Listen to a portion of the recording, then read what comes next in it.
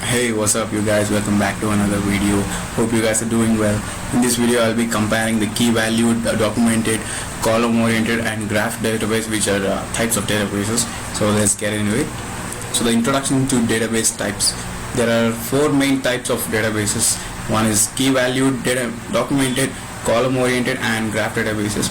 So each type has its own unique structure and cases. Understanding the differences between these databases is essential for choosing the right one for your specific needs. So let's look into key value databases first. So the key value databases stores data as a collection of key value pairs. So this is one of the simplest NoSQL database model as well. So each data item is stored as a key value pair, and this is efficient for high speed data access and storage as well. They are highly efficient for simple lookup operations based on keys.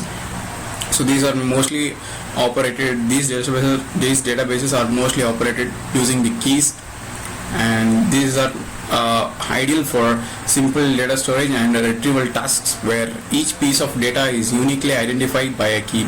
So this has been commonly used in caching, session storage and real-time analytics as well. So the examples for key value databases includes Redis and DynamoDB databases. Next, let's look at documented databases. So the document-oriented databases stores the data in flexible, semi-structured document manner like JSON or XML.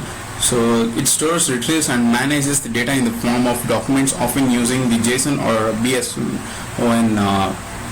formats. So the schema flexibility allows for easy adaptation to evolving the data structures, and it is suited for content management, blogging platforms, e-commerce and real-time analytics. So the documents contains key value pairs or key array pairs. So they are ideal for applications that require complex data structures with varying fields, and MongoDB and CouchDB are actually the popular examples for document-oriented databases. Next, let's look at column-oriented databases. So the column-oriented databases stores the data in columns rather than rows, which allows for faster data retrieval and aggregation. Like the data can be retrieved very much faster and it could be accessed very easily.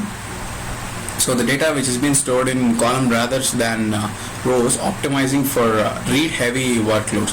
And this column-oriented database is actually ideal for analytics, reporting and also data warehousing, and it enables faster aggregations and analysis across large database sets, and it also scales horizontally to handle massive amounts of data. So the column-oriented databases are well suited for analytical workloads that involve querying specific columns for large databases. And also the Apache Cassandra and Google Bigtable are the examples of column-oriented database.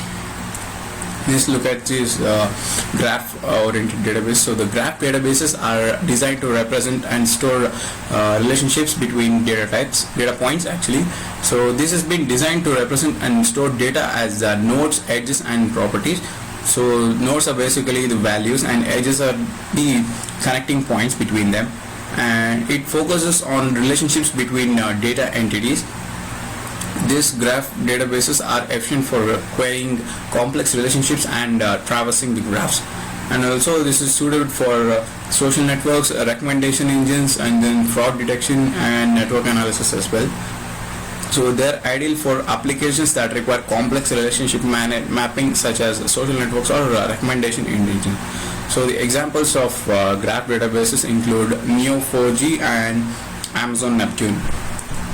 Let's look at the performance comparison between these four database types. So the key value databases excel as fast key based lookups but may struggle with complex queries.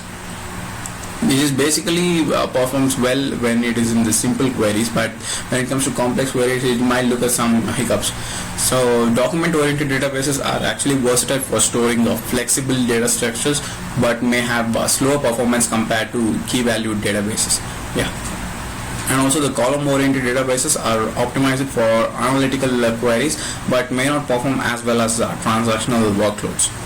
So this is the performance comparison between these database types. let's look at some of the use cases of these database types. So the key value databases are commonly used for caching, session storage, and real-time analytics.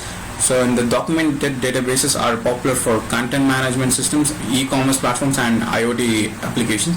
And the column-oriented databases are well suited for data warehousing, time series data analysis, and log storages, and also reports as well. The graph databases are ideal for social networks, fraud detection, recommendation engines, and network analysis.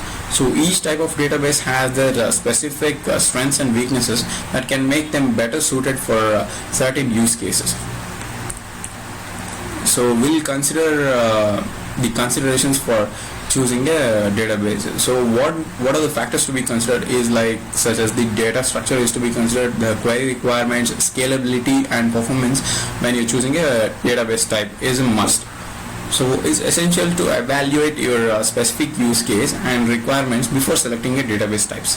So, and also some of the applications may benefit from using a combination of different databases to leverage the strengths of each.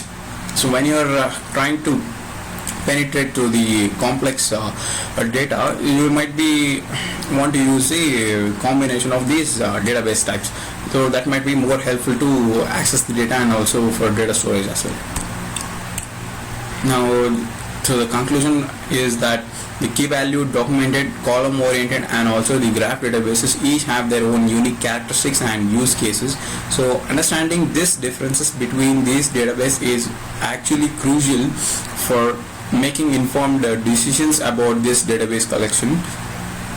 And also by carefully considering your requirements and performance needs, you can choose the right type of database to optimize your application's performance and scalability.